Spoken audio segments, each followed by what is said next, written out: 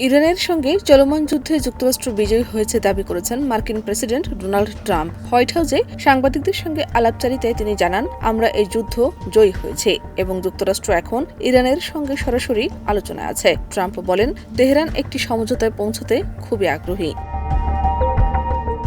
আলোচনায় তার প্রশাসনের শীর্ষ কর্মকর্তারা যুক্ত আছেন। এর মধ্যে ভাইস প্রেসিডেন্ট জেডি ভ্যান্স, পররাষ্ট্রমন্ত্রী মার্কো রুবিও, মধ্যপ্রাচ্য বিষয়ক দূত স্টিভ উইটকফ এবং উপদেষ্টা জারেড কুশনার রয়েছেন।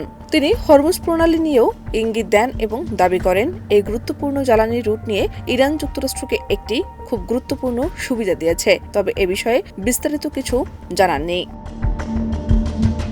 এদিকে ইরান বলেছে, যুক্তরাষ্ট্র আসলে নিজেই নিজের সাথে যুদ্ধবিরতির আলোচনা করছে। 25 মার্চ রাষ্ট্রীয় গণমাধ্যমে এই মন্তব্য করেন ইরানের এক সামরিক মুখপাত্র। ইরান একটি চুক্তিতে আসতে মরিয়া। মার্কিন প্রেসিডেন্ট ডোনাল্ড ট্রাম্পের এমন বক্তব্যের ঠিক একদিন পরেই এ মন্তব্য আসে তেহরান থেকে। রয়টার্স জানিয়েছে, মধ্যপ্রাচ্যের চলমান যুদ্ধ থামাতে ওয়াশিংটন একটি 15 দফা প্রস্তাব তৈরি করে 24 মার্চ তেহরানের কাছে পাঠিয়েছে।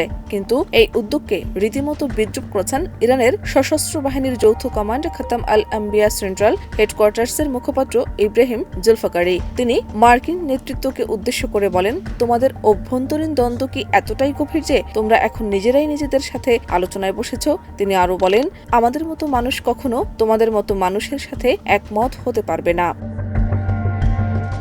জুলফাকারি সাব জানিয়ে দিয়েছেন, যতক্ষণ না ওয়াশিংটন স্বীকার করবে যে এই অঞ্চলের স্থিতিশীলতার নিশ্চয়তা দেওয়ার দায়িত্ব ইরানের সশস্ত্র বাহিনীর, ততক্ষণ মার্কিন বিনিয়োগ বা যুদ্ধ পূর্ববর্তী জ্বালানির দাম কোনোটাই আর ফিরে আসবে না।